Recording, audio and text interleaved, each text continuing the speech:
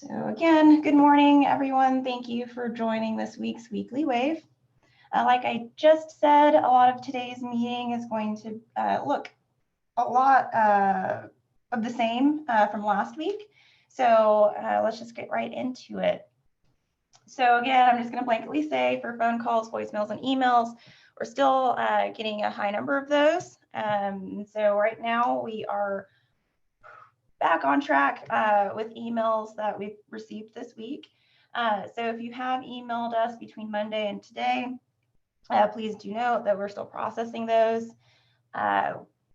So if you emailed us say on Monday and you're thinking about emailing us again about that same issue, just please be a little bit patient with us. We will respond to your email. We've been trying to keep the emails kind of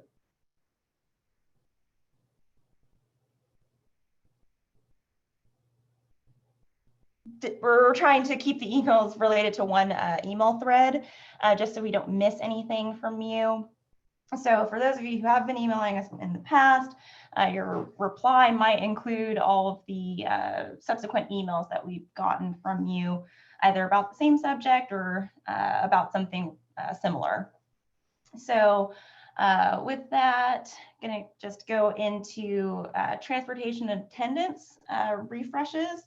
That is looking to be about 90% of what's in our inbox right now. So for those of you who are still working on the FQSR and you are still having some attendance issues, we're asking right now that if you could give us some examples of what you're seeing that is incorrect on the FQSR report. Many times the emails or voicemails that we're getting simply just say that we're having issues and could you repull the attendance and transportation for our entire district or for a few sites. And so if we do have some specific examples, say a student STN and a date that is incorrect, we can make sure that that is not still being sent to the state when we request for transportation and attendance. And now we did do a full repull over the weekend, so that should have helped out a lot of you with attendance and transportation discrepancies, assuming that no changes were being made between now and then. But for those of you who are still making changes to your attendance and transportation, if you would just hold off on asking for us to clear and repull what we have on your district or site until you are for sure that no changes are going to be made during the FQSR, that would help out a lot.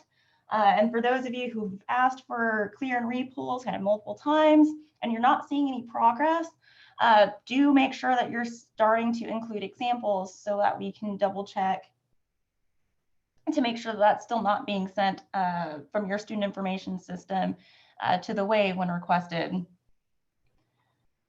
So that is that with phone calls, voicemails, emails that we've been getting so far.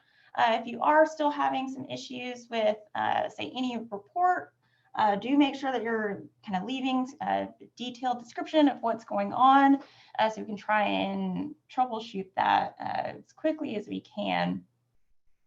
I know some of you still, more than likely not on this call, but some school district staff still do not have access to the WAVE. And if you are a school district who has folks who are still getting access to the WAVE or getting WAVE access for the very first time since September, you'll want to make sure that you're emailing the service desk or directing your coworkers to email the service desk just to request that username and password in order to get into the WAVE.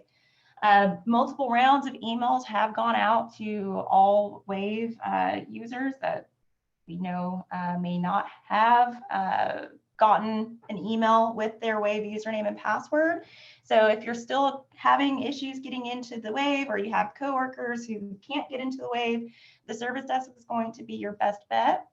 If you have already emailed the service desk and you haven't gotten a response and it's been more than 2 days, give us a shout out. You can either leave us voicemail with your ticket number or If you happen to get one of us on the phone, we can also look that up for you as well. We'll not directly look that up, but we can reach out to OMES to get an update on your ticket.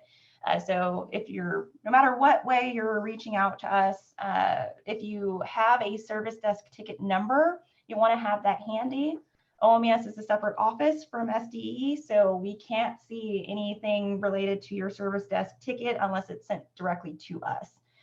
So do make sure that you're including those ticket numbers, and it doesn't help or doesn't hurt to include how long ago that service desk ticket was opened. Because again, we can't see any of that information. And if you say you submitted a service desk ticket yesterday, we can just tell you that you're more than likely not going to get a response immediately. So moving on here. We do still have some issues with 2 reports, and one not so widespread, and one may be. So for the 3rd grade promotion and retention report, if you or one of your coworkers are having issues, say saving or accessing the report, and you're getting a Z-scaler prompt saying that there's no connection or anything like that, that is a known issue, and that is something that our applications team is still trying to get to the root of.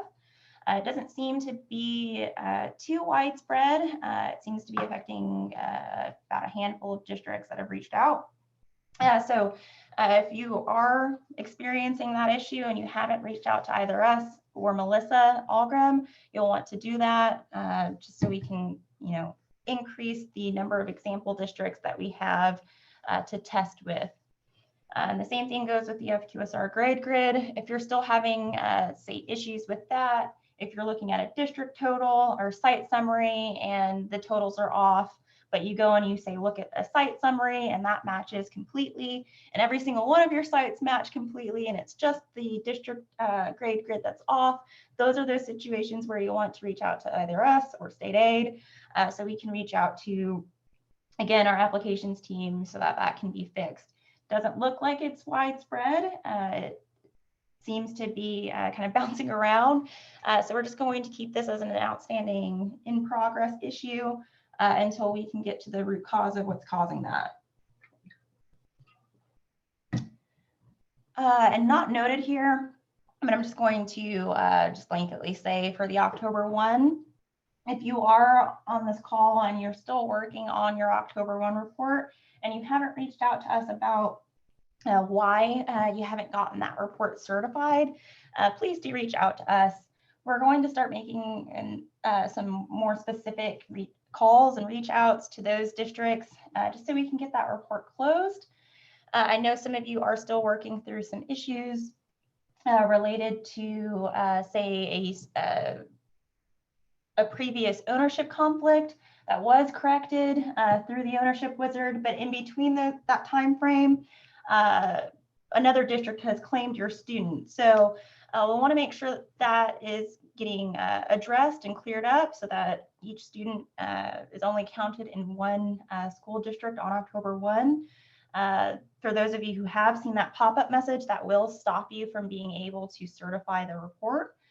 You'll be in confirmed status until we have one district claiming a student's STN in one district at a time.